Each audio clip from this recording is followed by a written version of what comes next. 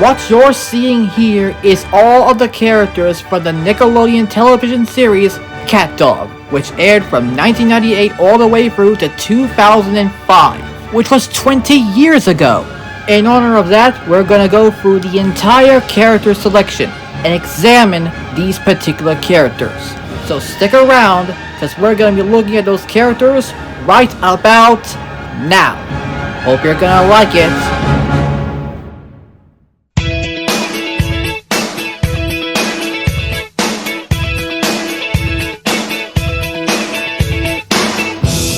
What you're now looking at is Winslow, or Winslow Oddfellow, or Winslow T. Oddfellow.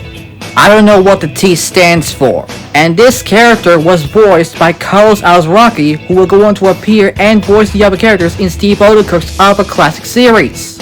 Now, I don't have a definitive description, but I did make one up, so just bear with me.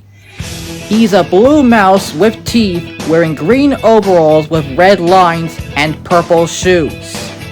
The version you're looking at now does not have teeth, but this time has eyebrows, which he does have when his eyes are bugged up, hence this screenshot from the opening. This version does retain the green color, but it does not have the red lines.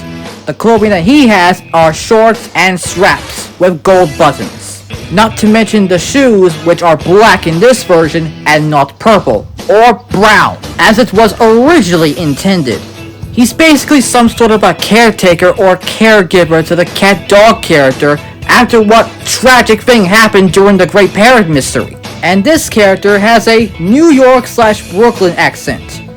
I guess Quark must have had a field day with that one. And for the length of Christ's sakes, this character is so important, he had an episode of his own, where he had a completely different outfit, which I think Stiletto might have got a lawsuit for that one. And by the way, on the subject of that episode that I just mentioned, it appeared on the first Rugrats film's home video releases, instead of the one that appeared theatrically before it, which is the only episode in the series to actually have a 16:9 aspect ratio. All the episodes were done in 4:3. I guess the Wicked Witch of the West saw it and basically presented it to Oz. Nobody in all of Oz.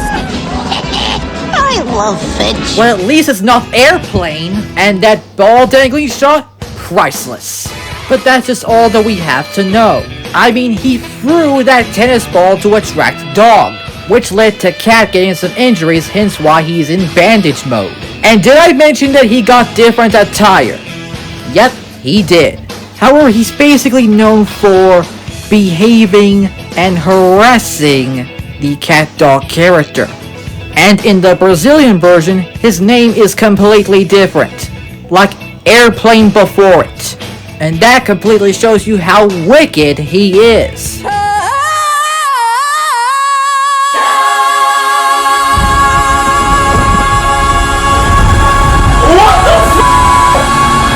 This thing is a must for all fans of the series, and you should too. And let's not forget, he keeps on saying, "Why are you nuts?" which is pronounced completely differently.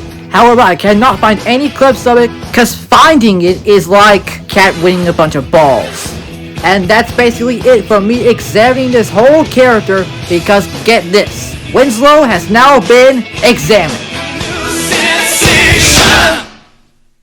If you want to send some stuff to me so I can check out what you have sent, please send it to this exact address. However, you may only send some stuff that I am interested in. No Airplane, okay? Because if you send something like this, I will make sure that I will tell you that I do not like this film at all. Unless if you would send me that Zucker Abraham Zucker 3 film collection set that I'm gonna get for Top Secret, well, you can probably tell that I'm not gonna get it for Airplane, I'm not gonna get it for Naked Gun, I'm only getting it just for Top Secret. However, I do think that you should send the set as a whole because, let's face it, it's a big deal. So make sure you send stuff like this, or this, or this, or this. And yes, even Airplane 2 the sequel. Oh, and get this, a special collector's edition of Twister complete with a steelbook that features not only the secondary poster artwork, but the image of the pipe scene on the back. Heck yeah, I'm getting this. Well, actually, we do have the double feature set, which consists of Twister and Twister, so we're pretty dang close. And also Airplane 2 the sequel, which had this cover. Just look at those nuts! I can't keep up with them all! And even the one in the original theatrical poster! Like, look at it! And just look at this poster for the worst film of all time! I mean, come on, do they really need to tie that plane up into another? I mean, that part never actually happened in the film! I mean, they clearly just used a toy model plane! Like, come on, really? And yes, this is what the plane actually looks like in the film. And here's another image of that same goddamn plane model, also from the film. God damn it, I hate this film. And its different titles, like this one known as Flying High, but I would refer to the film with this title. And the same exact thing happened with Airplane 2 the sequel. And we found the reason why.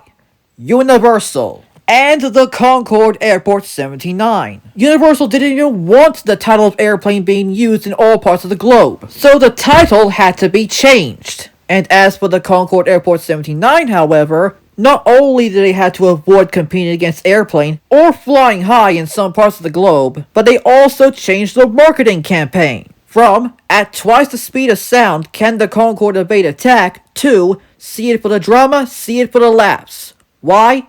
Because Airplane exists. I just hated it so much. So make sure you send in to this address, and I hope to God I will look at them. And in the words of the good old immortal named Connor McLeod, there can be only one.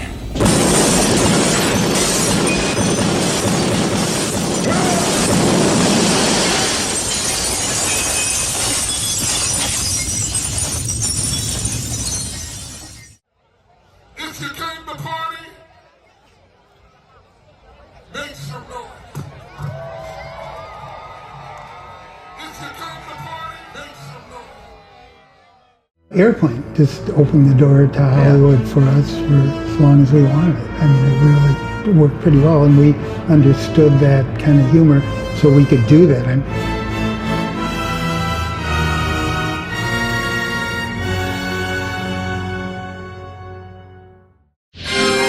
you're gonna love this end screen we made by ourselves. 60 frames per second and all.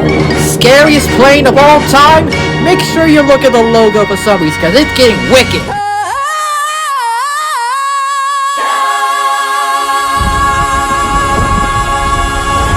What the fuck?